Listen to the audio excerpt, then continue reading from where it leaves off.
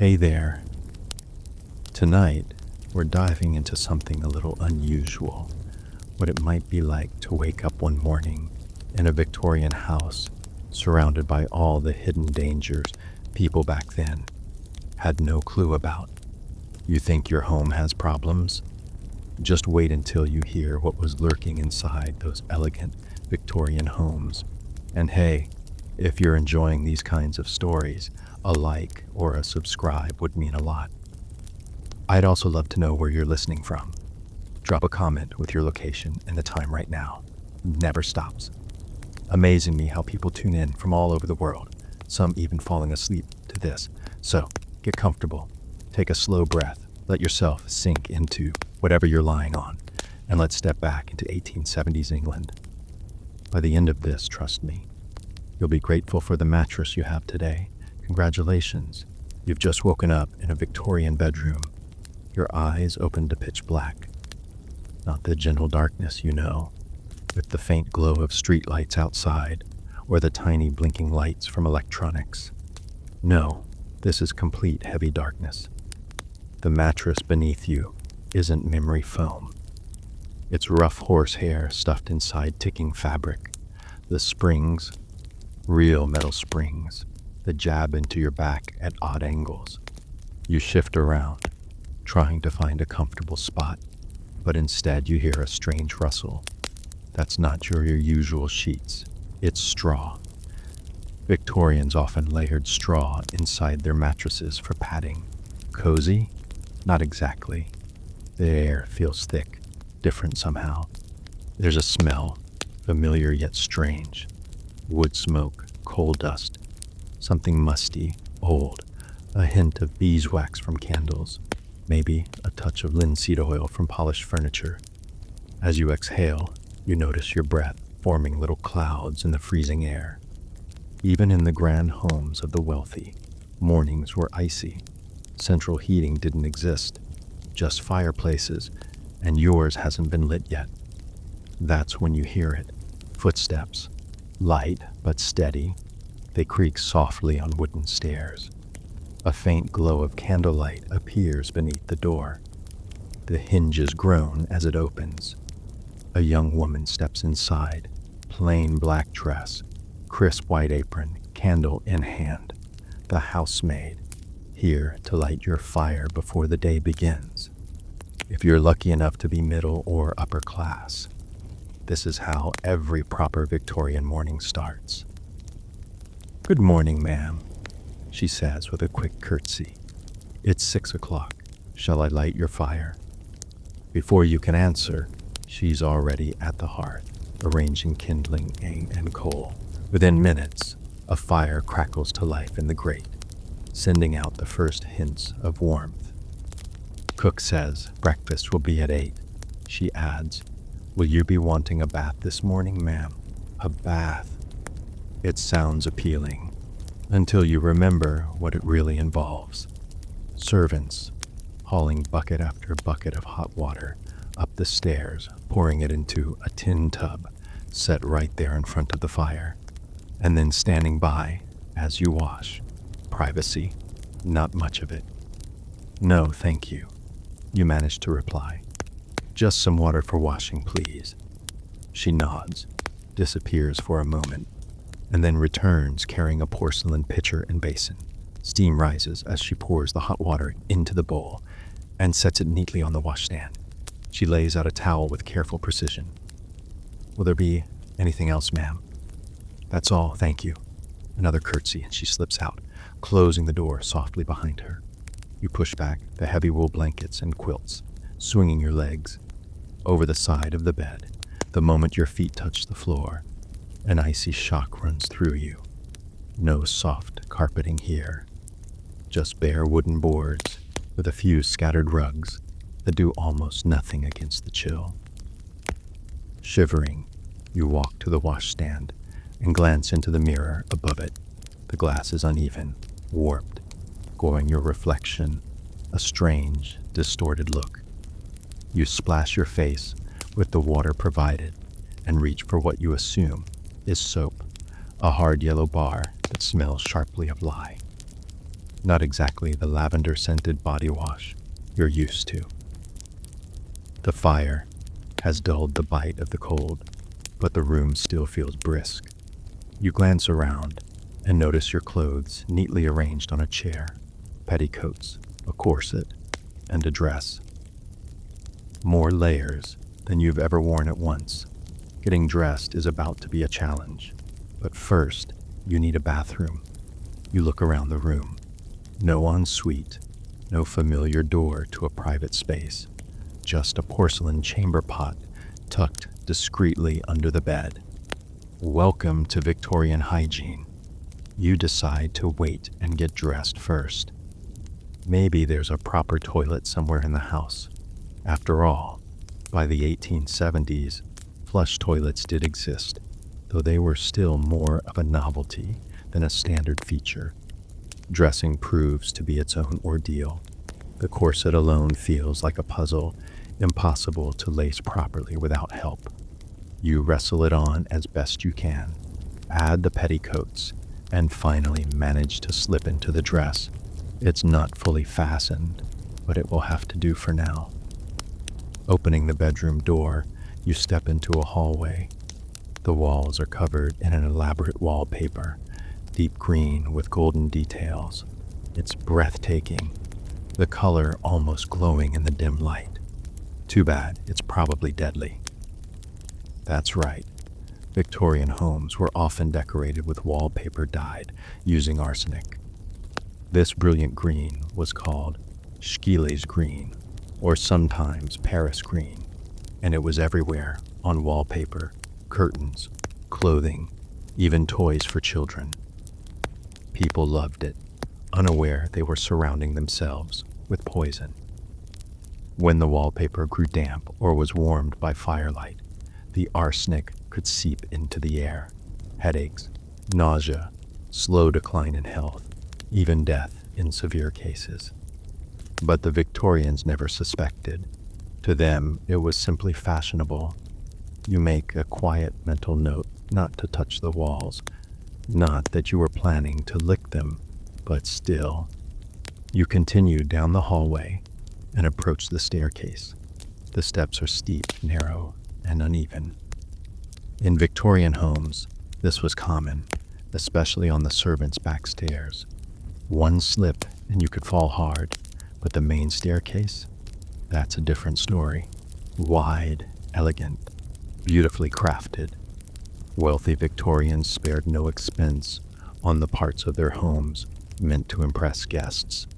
It was in the hidden corners, the servants' halls, the back staircases, where shortcuts were taken. Reaching the bottom, you find yourself in the entrance hall. Heavy curtains block most of the daylight, leaving the space dim and shadowy. Gas lamps flicker on the walls, casting a strange, wavering glow. Another Victorian marvel, gas lighting had transformed daily life, but it came with risks.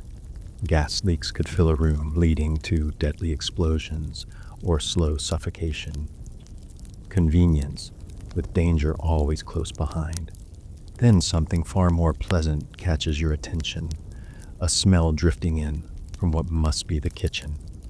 Fresh bread, sizzling bacon, maybe even coffee. Your stomach growls.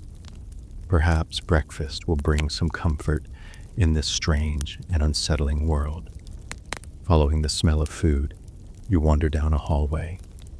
You pass a formal dining room, the kind with a massive table that could easily seat a dozen people, before stepping into a smaller, cozier morning room. Here, a breakfast table has been set just for you. Silver dishes keep the food warm over tiny flames, and you can't help but laugh at the sheer abundance laid out for one person. Eggs, bacon, sausages, fish, toast, muffins, jam, and a silver pot releasing the rich aroma of strong coffee. Clearly, Victorians weren't fans of light breakfasts. A heavy morning meal was thought to be essential for good health and plenty of energy. You take your seat, and almost instantly, a maid appears at your side to serve you. Her hands catch your attention, red, rough, and chapped.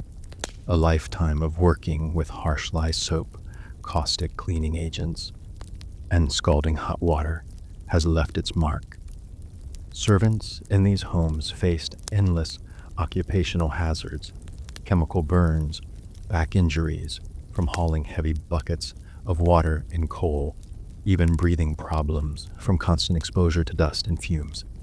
"Would you like tea or coffee, ma'am?" she asked politely. "Coffee, please," you reply, watching as she pours the steaming liquid into your cup. You take a sip and nearly cough it back out. The coffee is shockingly strong and bitter.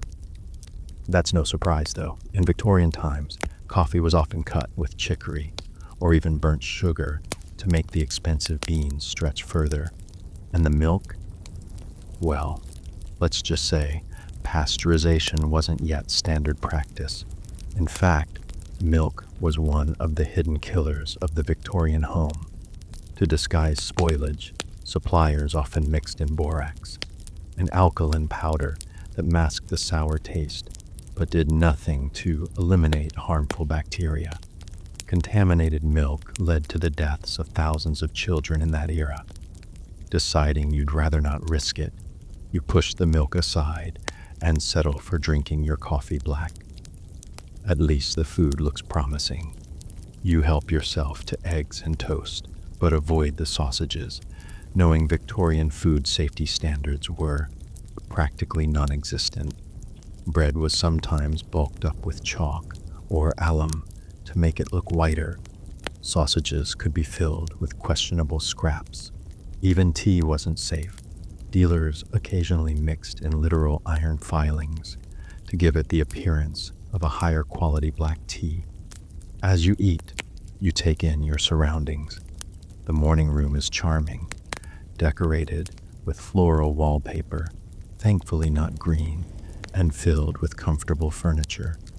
Every surface is crowded with little treasures, framed photographs, delicate vases, decorative boxes, small sculptures, stacks of books. Victorians adored their belongings, and it shows. Through the window, soft morning light spills over the garden, where a gardener is already tending to flower beds. You can't help but wonder if he's dusting the soil with Paris green, the same arsenic compound used in wallpaper, since it was commonly employed as a pesticide too. The maid reappears at your side. "Will you be receiving visitors this afternoon, ma'am? 2 calling cards have already been delivered." Calling cards, another distinct Victorian custom. Visitors left small cards with their names when they came by. If you were at home and ready to receive them, you'd welcome them in. If not, their cards served as proof they'd made the effort. "Not today," you answer quickly, unwilling to deal with Victorian social etiquette when you're barely managing the basics of life here. "I think I'll go for a walk instead."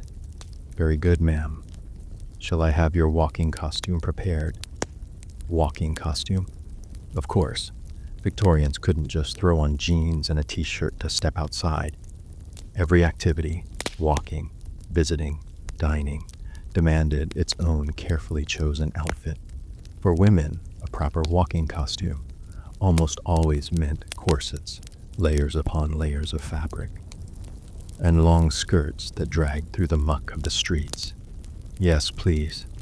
You sigh, deciding you might as well embrace the full Victorian experience.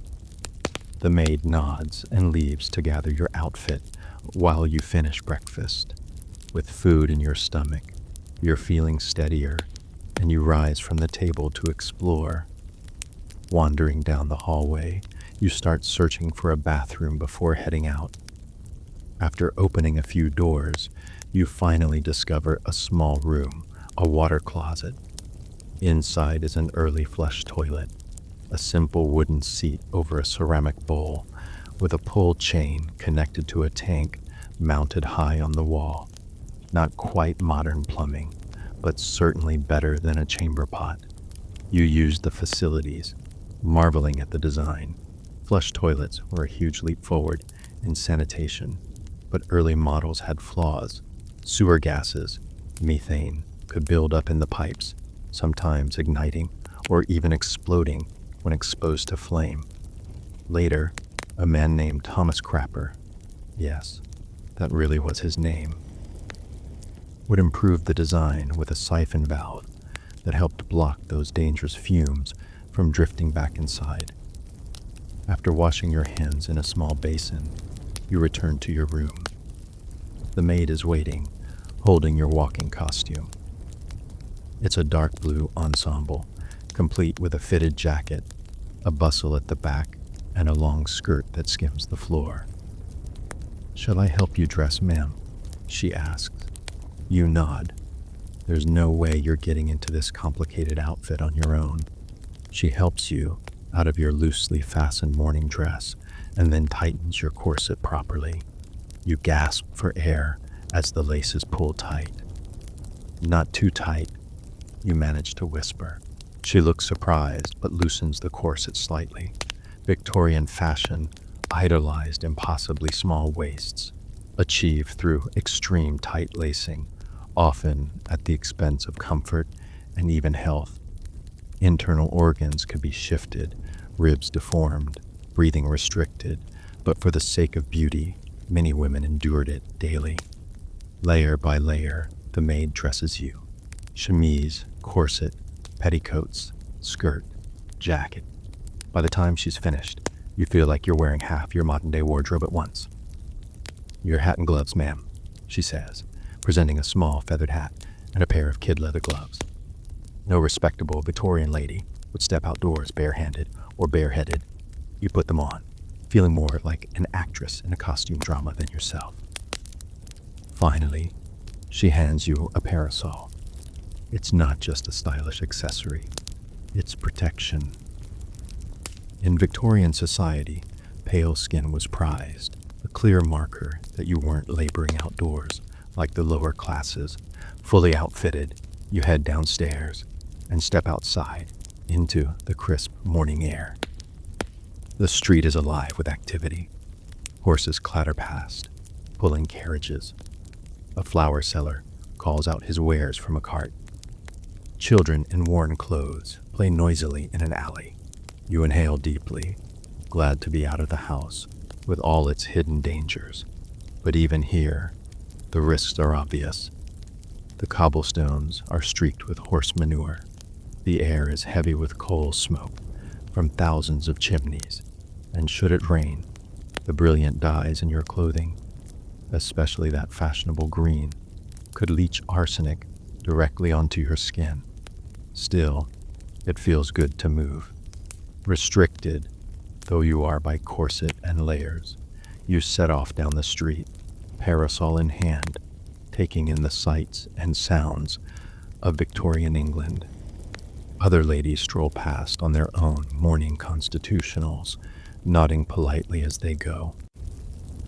A gentleman tips his hat, and you return the gesture with a slight inclination of your head, slipping seamlessly into the rhythm of Victorian social customs. As you stroll along, your thoughts drift back over the morning and everything you've already faced in just a few hours inside a Victorian home. The arsenic-laced wallpaper, the flickering gas lamps, the questionable food and milk, the steep and uneven staircases. It's honestly a miracle anyone survived, and yet millions did. The Victorians were tough, adapting to their world just as we adapt to ours. They had no idea about the hidden dangers surrounding them, the same way we might be blind to risks in our own modern homes, hazards that future generations will probably look back on with disbelief. For the first time, you truly appreciate the era you come from. Building codes, food safety regulations, consumer protection laws, all those dull-sounding rules we often take for granted are the very things shielding us from the everyday dangers Victorians lived with. By now, your muscles are starting to ache from the corset, and you decide you've had enough adventure for one morning. You turn back toward the house, stepping carefully over the uneven cobblestones. The heavy skirts swish around your ankles, and though awkward at first, you begin to find a rhythm, almost comfortable, in this elaborate outfit. Soon, the grand house comes into view again. Tall windows, intricate detailing, a facade meant to impress.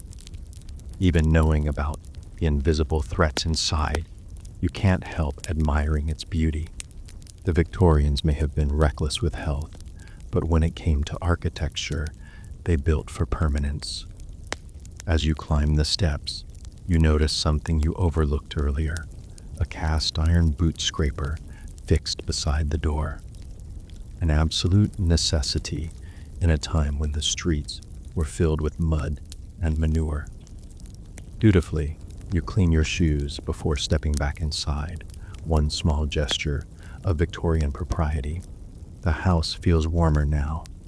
Fires burn in several rooms, chasing away the morning chill. You wander into what seems to be a drawing room and sink gratefully into a plush armchair. Relief floods through you as your feet rest and your body eases into the cushions. You let out a soft sigh. The constriction of the corset, though still present, seems less oppressive as you shift into a comfortable position. The room is quiet, peaceful. Only the steady tick of a clock on the mantel and the occasional crackle of the fireplace disturb the silence. Your breathing slows, your eyelids growing heavy as you relax deeper into the chair. A gentle knock at the door interrupts your calm. The maid enters, balancing a silver tray. "Your mail, ma'am," she says, setting several envelopes and a folded newspaper on the small table beside you. "And cook would like to know your preferences for dinner this evening." Dinner? You blink, trying to imagine what a full Victorian meal might include. Course after course of rich, heavy dishes, no doubt. "Whatever cook recommends will be fine," you reply, choosing the safest option. The maid nods and slips quietly from the room. You reach for the newspaper first. The Times, dated May 1878. At last, you know exactly when you are. The headlines speak of political tensions with Russia, fiery debates in Parliament, and fashionable society gatherings. Nothing, thankfully, about mysterious strangers materializing in Victorian homes. The envelopes contain invitations, teas, dinner parties, even a charity bazaar. Apparently, your Victorian counterpart is quite the socialite. Still, you set them aside, more intrigued by the house itself and its hidden dangers than by society events. Rising from the chair, you're immediately reminded of the corset, its rigid embrace pressing against your ribs and stomach. You can't help but shake your head. The Victorians, for all their refinement, really did themselves no favors with these stylish torture devices. Restricted breathing, compressed organs, deformed ribs, all for the sake of a waist so tiny it could barely be real. And that doesn't even include the strain caused by the sheer weight of the skirts pulling at that already cinched waistline. Suddenly, the image of Victorian women fainting so often doesn't seem like such a mystery after all. And fashion hazards didn't stop at corsets. Many of those stunning Victorian fabrics were dyed with toxic chemicals. That brilliant green dress in the wardrobe, almost certainly colored with arsenic. The vivid red flowers pinned to that hat, likely tinted with mercury. Even the makeup on the dressing table, powders laced with lead, drops of belladonna to dilate the eyes, rouge tainted with arsenic. In this era, beauty was more than skin deep. It was downright poisonous. You leave the drawing room and wander into what appears to be a library. Bookshelves stretch from floor to ceiling, every shelf filled with neat rows of leather-bound volumes. A sturdy writing desk rests in one corner, complete with an inkwell, a blotter, and a stack of thick writing paper. The air carries a comforting mix of leather, old paper, and beeswax polish. Compared to the bustle of the household, this room feels calm, even serene. Your fingers trail along the spines of books, histories, natural philosophy, poetry, novels. In another corner, a large globe displays the world with the sprawling British Empire painted in pink. Nearby, a glass cabinet shows off curiosities collected from travels, seashells, fossils, and a taxidermied exotic bird with dazzling feathers. Victorians loved filling their homes with nature, but often in preserved form. Pressed flowers, stuffed animals, collections of pinned butterflies, taxidermy, and natural specimens were all the rage. Unfortunately, preservation methods involve things like arsenic soap and mercuric chloride. Even their decorative hobbies carried hidden dangers. Drawn to the writing desk, you sit down. A half-finished letter lies open on the blotter, written in a flowing hand that isn't yours. It mentions plans for the garden and an upcoming visit from someone named Charlotte. Beside it, the ink glistens wet in the well, iron gall ink, the standard of the time. Made with tannic acid, it was notorious for corroding paper over the years, not immediately dangerous to you, but another reminder that even ordinary items here had sharp edges. A soft chime from the mantel clock breaks the quiet. It's noon. The house has come fully alive around you. From somewhere below, you hear movement, the scurry of staff, the muffled clatter of pots. Lunch preparations, most likely. You rise and continue exploring, moving deeper toward the back of the house. The kitchen crosses your mind, but you hesitate. For a lady of the house to wander into the cook's domain would be improper. Victorian households ran on strict hierarchies, with everyone knowing their place. Instead, you find yourself in a smaller, more practical room, a kind of office or household business space. A desk holds thick account books, bundles of receipts, and orderly stacks of papers. This is where the real work of managing the household happened. Running a Victorian home, you realize, was less about leisure and more like overseeing a small company. You flip open one of the ledgers. Every penny is accounted for. Wages for servants, deliveries of food, tons of coal, fine fabrics for dresses, charitable donations. The sheer detail is fascinating. What catches your attention most are the coal deliveries. Victorian homes devoured coal to keep all those fireplaces burning. But the price was steep.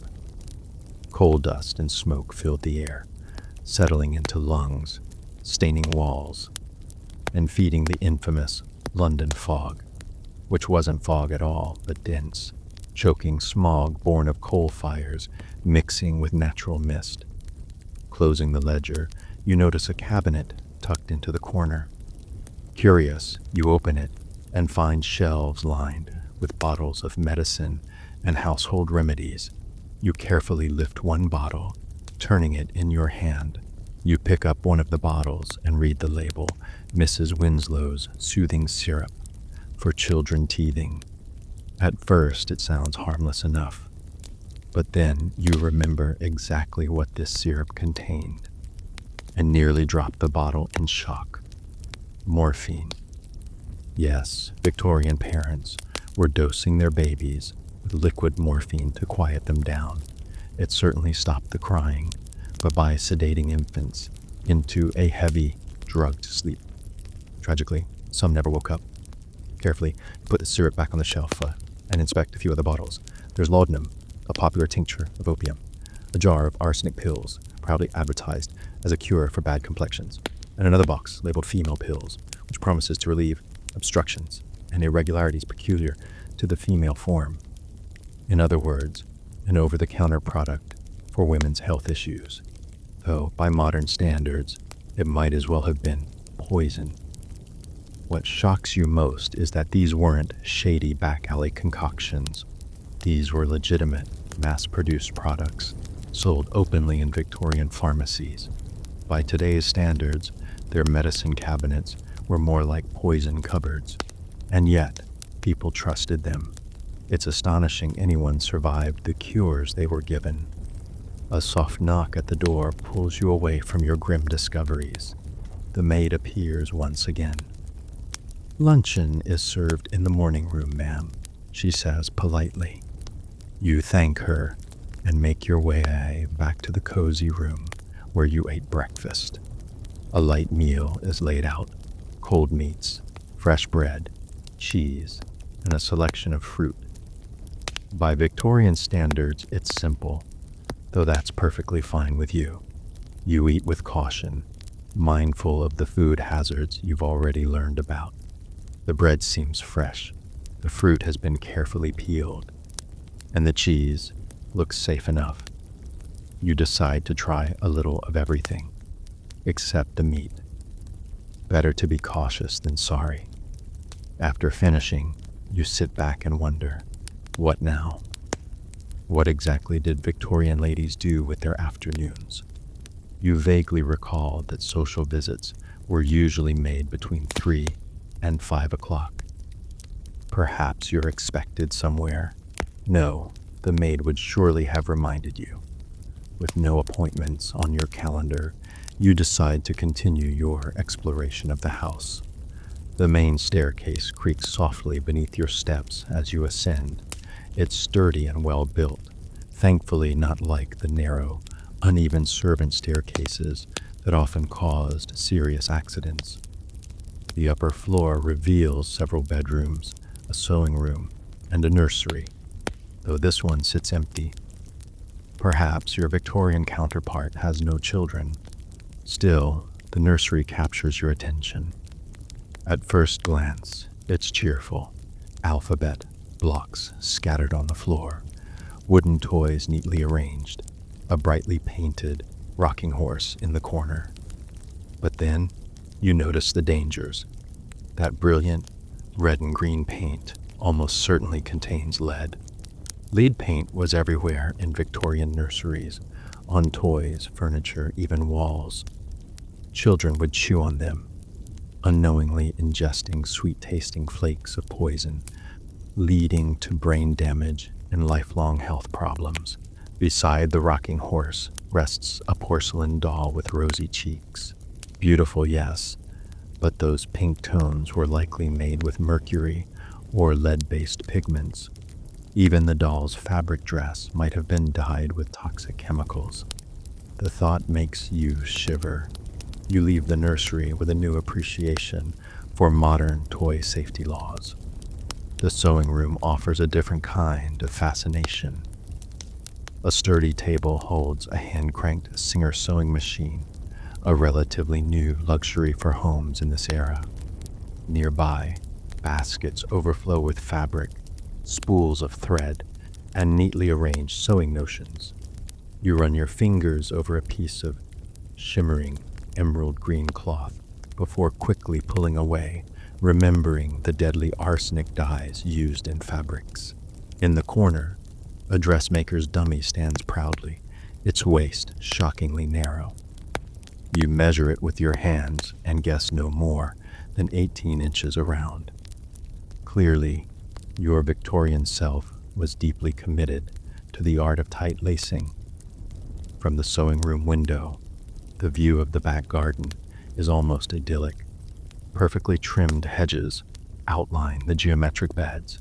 Gravel paths crisscross the space in precise patterns, and a small fountain sparkles in the midday light. It's beautiful, at least at first glance. A gardener moves methodically among the rose bushes, spraying a fine mist from a hand-pump device. You watch for a moment before the unsettling realization hits you. He's almost certainly using arsenic.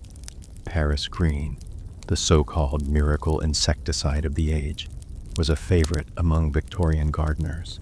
It killed pests, yes, but also leached into the soil, poisoned birds, and even seeped into the water supply. You step back from the window, suddenly uneasy. It's becoming clear that in this house, this era, danger hides behind beauty at every turn. Lovely wallpaper conceals arsenic, medicine bottles hold morphine, toys hide lead, gardens mask poison. Everywhere you look, something threatens. A heavy sigh escapes you as you glance around the sewing room again. It almost feels unfair, like the Victorians were living in a world designed to betray them. And yet, they endured.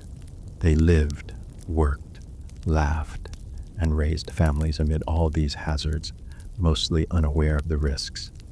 They survived.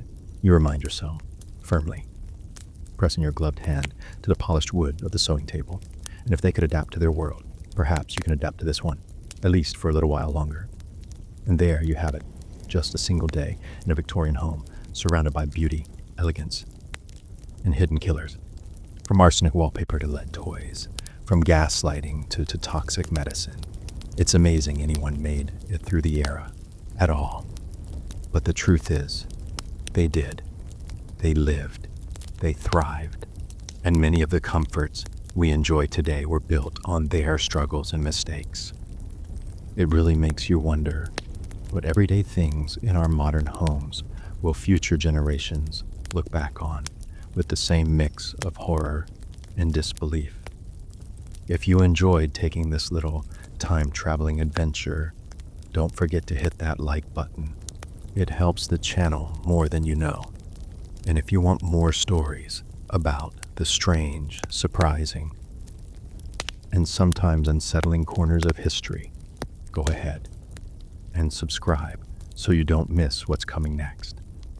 Now, before you drift off, take a deep breath. Be grateful for your cozy bed, your safe home, and your non-arsenic wallpaper. Sleep well, and I'll see you in the next story.